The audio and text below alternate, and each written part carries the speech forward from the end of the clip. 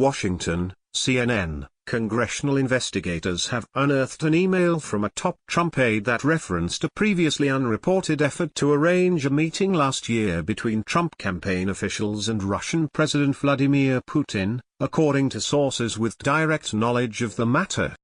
The aide, Rick Dearborn, who is now President Donald Trump's deputy chief of staff, sent a brief email to campaign officials last year relaying information about an individual who was seeking to connect top Trump officials with Putin, the sources said. The person was only identified in the email as being from WV, which one source said was a reference to West Virginia. It's unclear who the individual is, what he or she was seeking, or whether Dearborn even acted on the request. One source said that the individual was believed to have had political connections in West Virginia, but details about the request and who initiated it remain vague.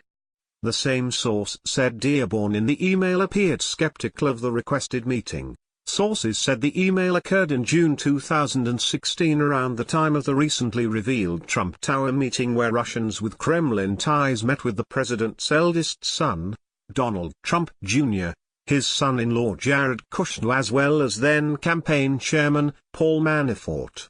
While many details around the Dearborn email are unclear, its existence suggests the Russians may have been looking for another entry point into the Trump campaign to see if there were any willing partners as part of their effort to discredit, and ultimately defeat, Hillary Clinton. Dearborn's name has not been mentioned much as part of the Russia probe. But he served as then-Senator Jeff Sessions' chief of staff, as well as a top policy aide on the campaign. And investigators have questions about whether he played a role in potentially arranging two meetings that occurred between the then-Russia ambassador to the U.S., Sergei Iook, and Sessions, who has downplayed the significance of those encounters. Dearborn was involved in helping to arrange an April 2016 event at the Mayflower Hotel where Trump delivered a major foreign policy address, sources said. Iook attended the event and a reception beforehand, but it's unclear whether he interacted with Sessions there. Dearborn did not respond to multiple inquiries seeking comment. White House Press Secretary Sarah Huckabee Sanders declined to comment, and would not respond to inquiries about Dearborn's email and whether the campaign carried through with that meeting. We aren't going to comment on potentially leaked documents, Sanders said.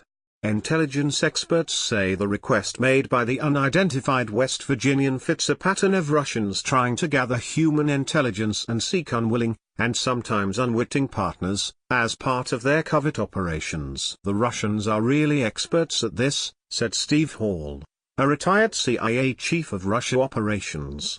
But Hall added that it would be unusual to set up a meeting with Putin himself before meeting with operatives tied to the Kremlin. The Russian Active Measures campaign to influence the U.S. election was fully underway when Dearborn sent his email.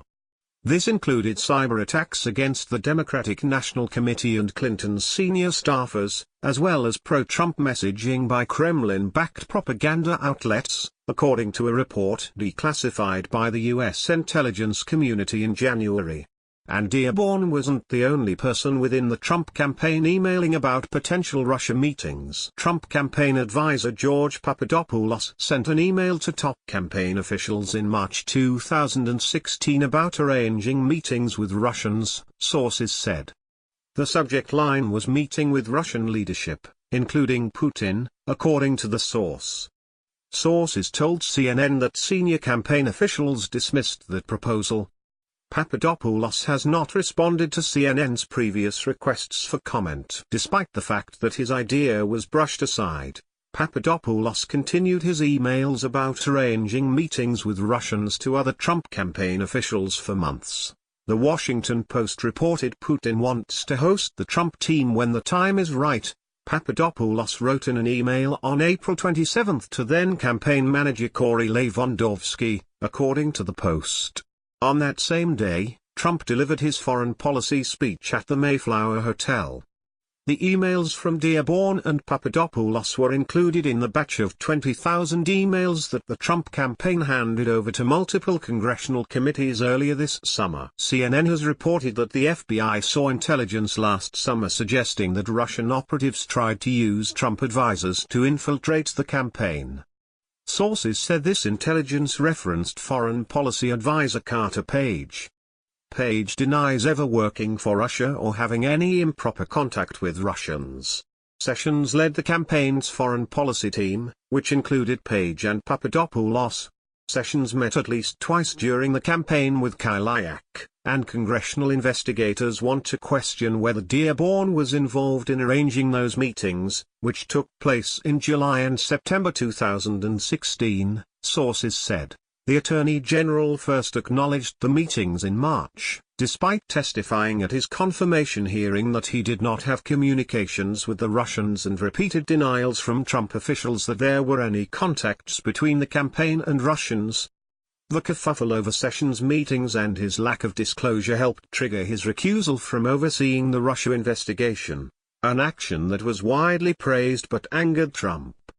CNN reported in May that congressional investigators were examining whether Sessions attended a third private meeting with Iook at the Mayflower event that Dearborn apparently helped plan. Sessions later told the Senate Intelligence Committee he didn't remember meeting with or talking to Iook at the hotel. Kushner also helped organize the event, and he told congressional investigators earlier this summer that he briefly shook hands and exchanged brief pleasantries with Iook at a reception before Trump's speech. During the speech, Trump said that an easing of tensions and improved relations with Russia, from a position of strength, is possible. Iook watched from his seat in the front row. Dearborn spent nearly 2 decades working for Sessions in the Senate, eventually rising to Chief of Staff, a position he held for 12 years, including throughout the 2016 campaign. Like his boss, who was a top Trump surrogate on the presidential campaign trail, Dearborn played dual roles last year. He ran Sessions' Senate office and also led the Trump campaign's Virginia-based policy shop, handling congressional relations and crafting policy proposals.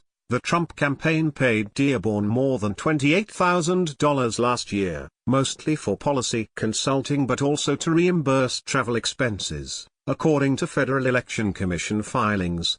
Shortly after Trump's victory, Dearborn emerged as executive director of the Trump transition. Dearborn was later appointed Trump's deputy chief of staff for legislative, intergovernmental affairs and implementation, cementing his position in the White House as a senior policy aide. He is among the handful of Sessions aides who landed plum jobs in the administration.